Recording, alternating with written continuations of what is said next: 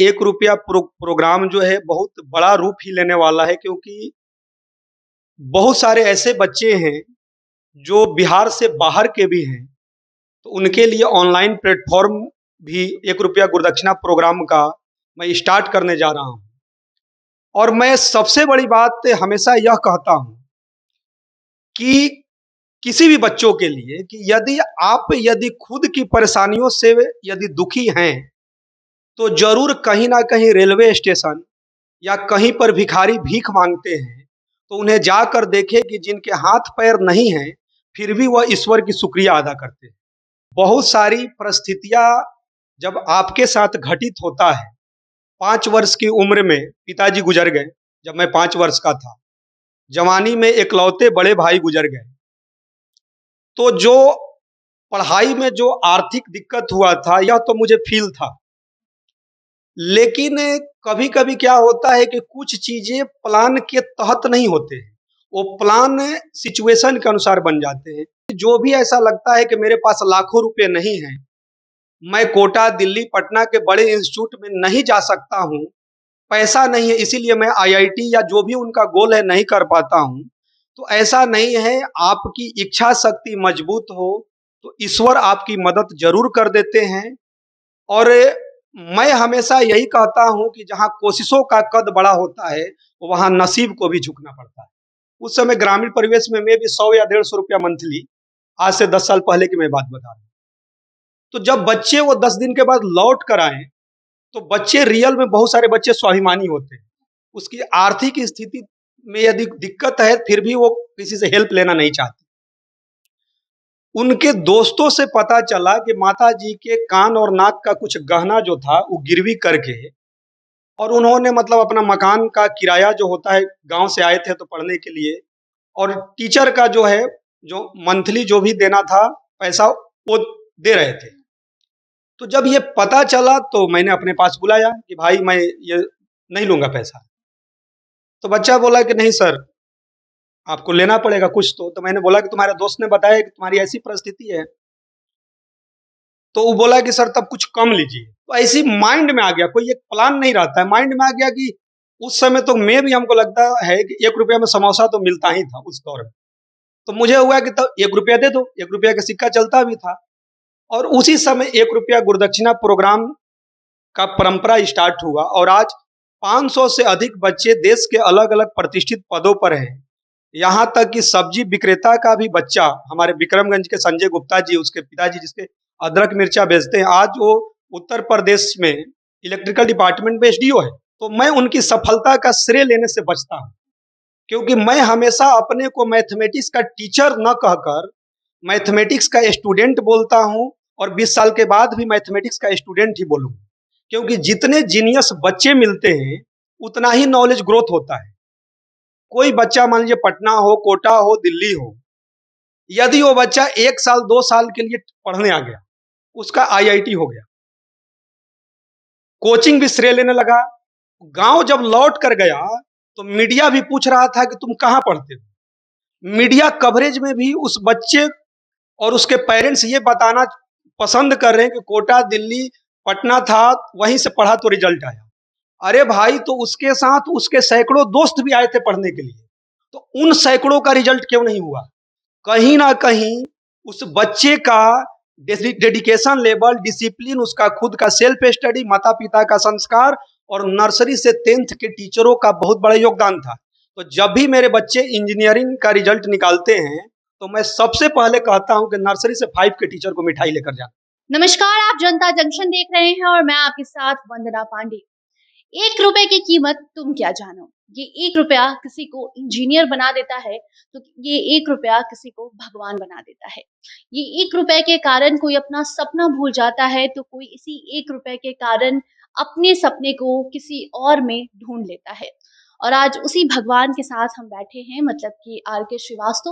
वैसे तो इनको आज पूरी दुनिया जानती है, बावजूद इसके आपको हम बता दें, ये 1 रुपए में बच्चों को इंजीनियर बना दे रहे हैं। जी हाँ, 1 रुपए में जहाँ आजकल आपको एक टॉफ़ी भी आसानी से नहीं मिल पाएगी जो आप चाहेंगे, वहाँ पर ये इंसान 1 रुपए में बच्चों को पढ़ा रहा है और उन्हें इंजीनियर बना दे रहा है। बहुत सारे बच्चे 1 रुपए में पढ़कर आज इंजीनियर बनकर अच्छे-अच्छे पद पर काम कर रहे हैं। तो सबसे पहले तो आर के श्रीवास्तव जी, आपको बहुत-बहुत स्वागत। ये जनता जंक्शन के सभी दर्शकों को नमस्कार है। और मैं हमेशा ही जो भी मैं काम कर रहा हूँ, तो उसमें मैं ज़रूर है कि मीडिया को मैं हमेशा धन्यवाद देता हूँ कि जो छोटे-छोटे कदम हैं, कहीं न कहीं दूर तक एक मैसेज जा रहा है। और इतना ज़रूर विश्वास आप लोगों को मैं दिला रहा हूँ कि ये 1 रुपया प्रोग्राम जो है बहुत बड़ा रूप ही लेने वाला है, क्योंकि बहुत सारे ऐसे बच्चे हैं जो बिहार से बाहर के भी हैं, तो उनके लिए ऑनलाइन प्लेटफ़ॉर्म भी 1 रुपया गुरुदक्षिणा प्रोग्राम का मैं स्टार्ट करने जा रहा हूँ। और मैं सबसे बड़ी बात हमेशा यह कहता हूँ कि किसी भी बच्चों के लिए कि यदि खुद की परेशानियों से यदि दुखी हैं, तो ज़रूर कहीं न कहीं रेलवे स्टेशन या कहीं पर भिखारी भीख माँगते हैं, तो उन्हें जाकर देखें कि जिनके हाथ-पैर नहीं हैं, फिर भी वह ईश्वर की शुक्रिया अदा करते हैं।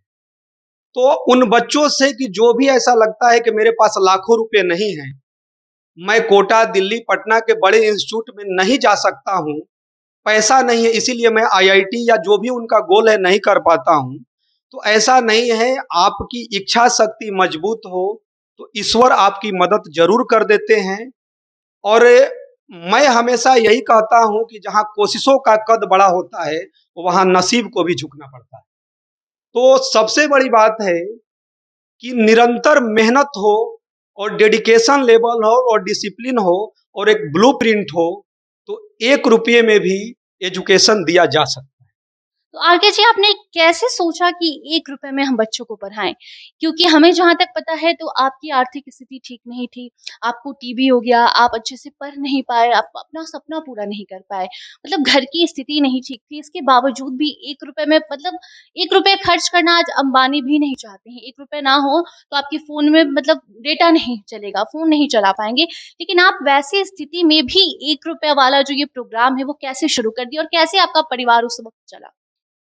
देखिए, सबसे बड़ी बात है कि बहुत सारी परिस्थितियाँ जब आपके साथ घटित होता है, 5 वर्ष की उम्र में पिताजी गुज़र गए, जब मैं 5 वर्ष का था।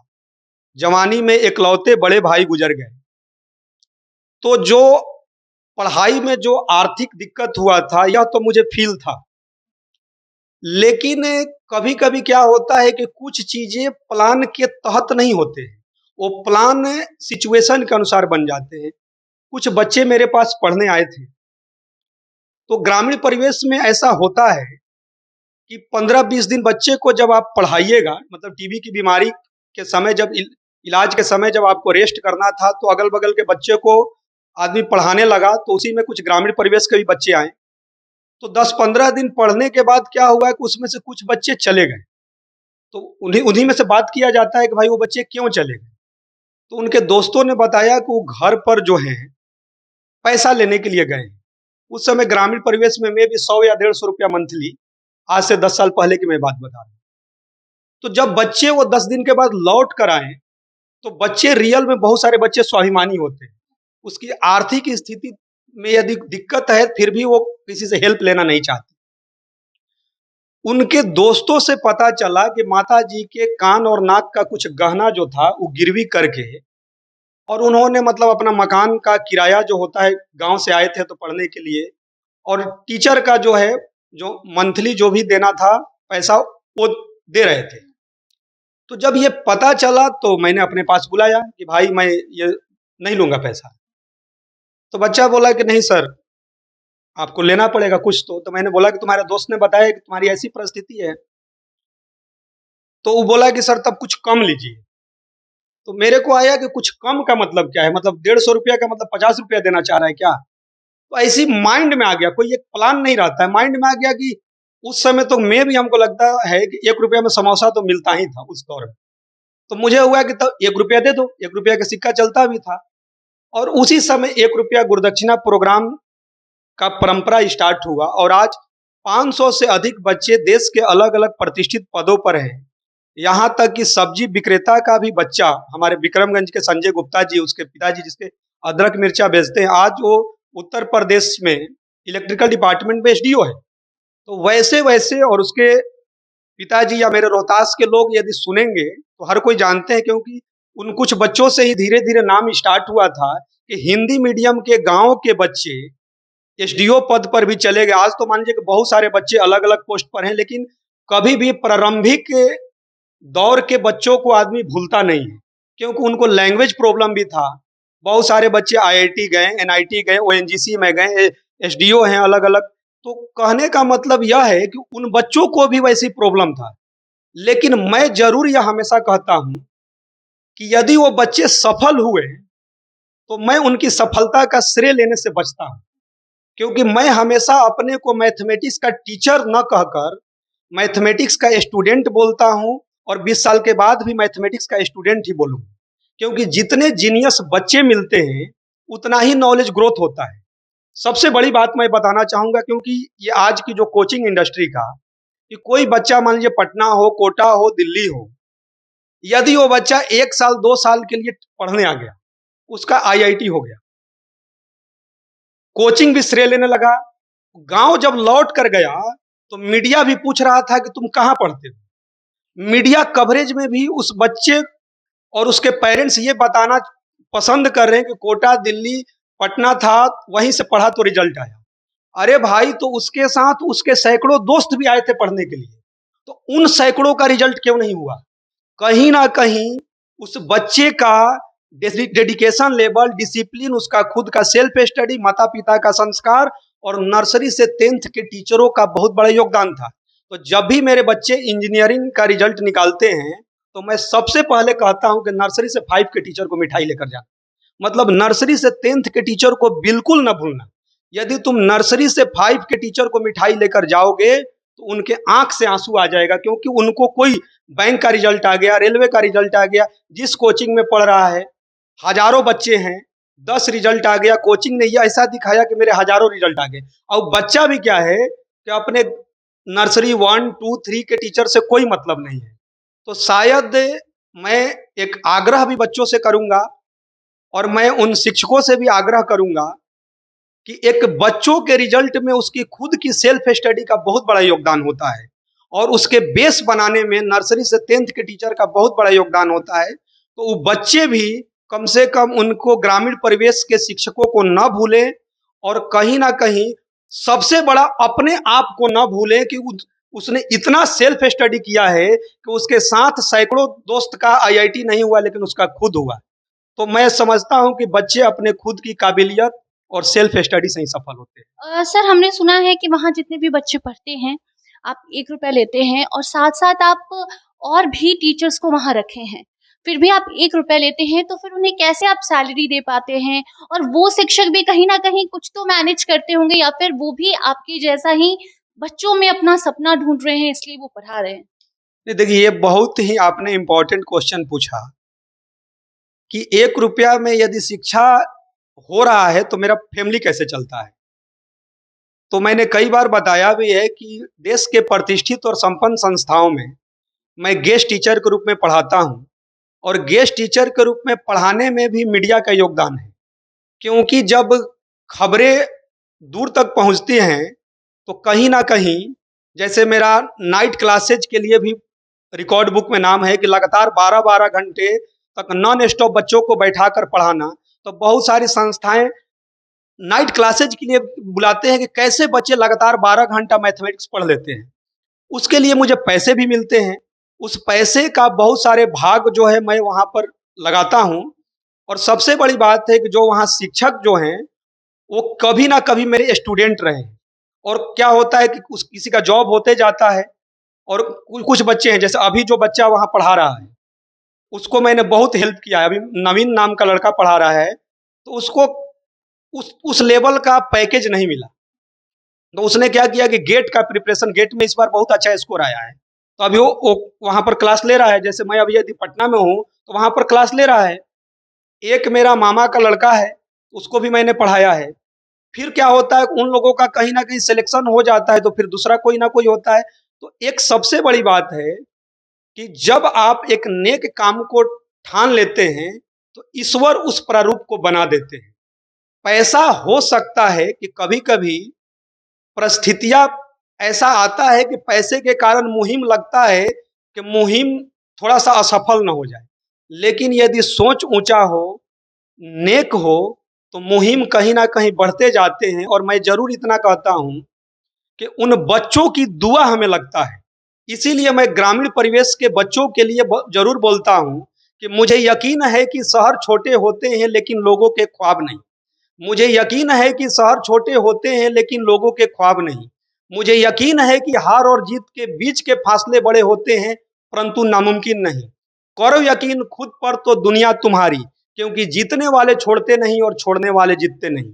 यदि बच्चों आपके माता-पिता की जो भी परिस्थिति हो, चाहे सब्जी बेचने वाले हों, चाहे ऑटो रिक्शा वाले हों या मज़दूर हों, सपना देखना आपका अधिकार है और उस सपने को साकार करने के लिए आपके पास एक डिसिप्लिन और डेडिकेशन लेवल होना चाहिए। एक बात ज़रूर मैं रखूँगा कि बहुत सारे बच्चे जो हैं, पटना, दिल्ली या कहीं भी बड़े-बड़े शहर जाते हैं, मतलब सभी बच्चों की बात नहीं कर रहा, लेकिन कुछ ऐसे बच्चे जो आप लोग भी उसको रियलाइज़ करते होंगे कि माता-पिता ने कष्ट करके ज़मीन बेचकर कहीं न कहीं उसको पढ़ाने के लिए बाहर भेज दिया। लेकिन कुछ बच्चे दोस्त सर्कल और ग्रुपिंग में ऐसा होता है कि हॉस्टल में सोए रह गए और रेगुलर क्लास भी नहीं जाता है। गलत संगत में पड़ जाता है। उन बच्चों से मैं बस आग्रह करूँगा कि एक बार कभी अकेले में माता-पिता का चेहरा और आई कॉन्टैक्ट को फ़ील करो कि कितने कष्ट से उन्होंने तुम्हें एक बड़े शहर में अपने पैसे को काट कर भेजा है। हो सकता है कि तुम जब सफल होगे तो वो बस खुश होंगे, लेकिन जीवन तुम्हारा बनेगा। और यदि दोस्त सर्कल के चक्कर में हॉस्टल में सोए रह गए या पार्टी फंक्शन मना रहे हैं, माता-पिता को यह जानकारी भी नहीं है, कोई रेगुलर क्लास भी नहीं जाता है, तो जिन दोस्तों के साथ आप गलत रास्ते तय कर रहे हैं, बाद में वो दोस्त भी आपसे किनारे हो जाएँगे।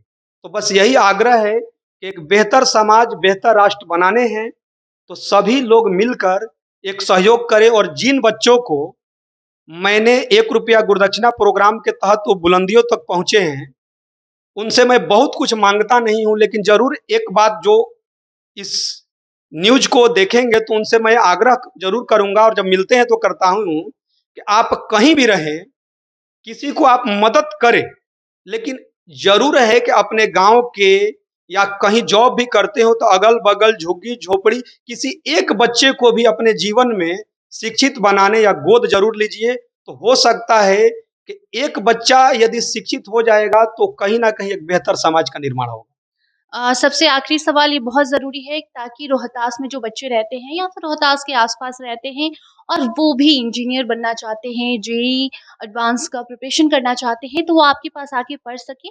इसलिए आप एकदम प्रॉपर एड्रेस बता दीजिए सर कि कहाँ पर रोहतास में आप पढ़ाते हैं? और साथ में ये भी बताइए कि आगे आपका क्या मतलब प्लान है उन बच्चों के लिए जो ₹1 के इस प्रोग्राम से जुड़ना चाहते हैं, अपने सपनों को पूरा करना चाहते हैं, लेकिन वो बिहार में नहीं है या फिर बिहार में भी ऐसी जगह हैं जिससे कि वो रोहतास नहीं पहुँच सकते।